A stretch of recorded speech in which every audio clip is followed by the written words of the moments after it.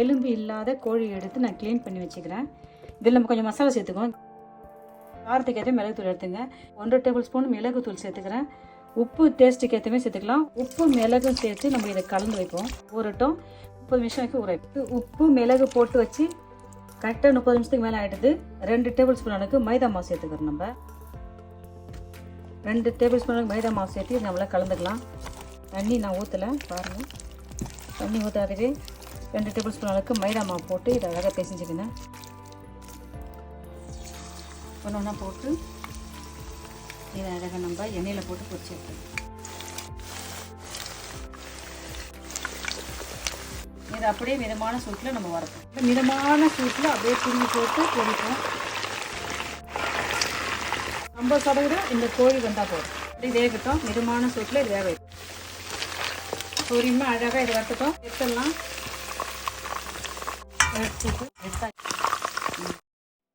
பாருங்கள் என்ன சூப்பராக வந்துருச்சுங்களா. நம்ம என்ன அழகாக பொன்னிறம் பொரிச்சு எடுத்துட்டோம். நம்ம பட்டர் சேர்த்துக்கிறோம். பொடியாக நறுக்கி வச்ச பூண்டு 3 டேபிள் ஸ்பூன் அளவுக்கு பூண்டை பொடியாக நறுக்கி நான் இதில் ஆட் பண்ணிக்கிறேன். நான் 1 டேபிள் ஸ்பூன் அளவுக்கு மைதா மாவு இதில் சேர்த்துக்கிறேன். நான் 1 டேபிள் ஸ்பூன் அளவுக்கு நான் மைதா மாவு சேர்த்து கலந்துக்கிட்டோம். கலந்துட்டு இதில் 1/2 கப்பு சிக்கன் ஸ்டாக் வாட்டர் தண்ணி சேர்த்துக்கிறோம். நம்ம ஒரு 1/2 கப் அளவுக்கு சிக்கன் ஸ்டாக் தண்ணி நம்ம இதில் சேர்த்துக்கிறோம். சேர்த்துட்டு இதை லைட்டாக கிண்டிப்போம். வறுத்து வச்ச கோழியை நம்ம இதில் ஆட் பண்ணிக்கிறோம். கோழியை நம்ம இதில் ஆட் பண்ணிவிட்டு அப்படியே இதில் எல்லாத்தையும் கலந்துக்கலாம். இதில் இருக்கிறது எல்லாமே இந்த கோழியில் படுற அளவுக்கு நம்ம அழகாக கலந்து விட்டுக்கலாம். அழகாக கலந்துக்கணும்.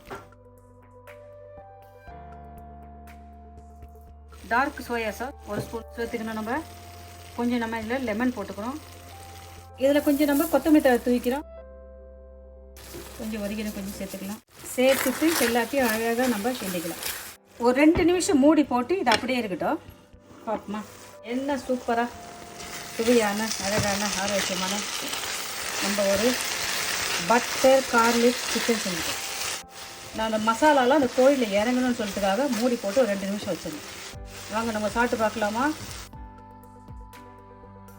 உண்மையான முறையில் உங்களுக்கு பட்டர் கார்லிக் சிக்கன் செஞ்சு காமிச்சிட்டேன். பாருங்கள் நம்ம சிக்கன்லாம் எதுவுமே உடஞ்சி போகல. எல்லாம் சூப்பராக எண்ணெய் அழகாக இருக்குது.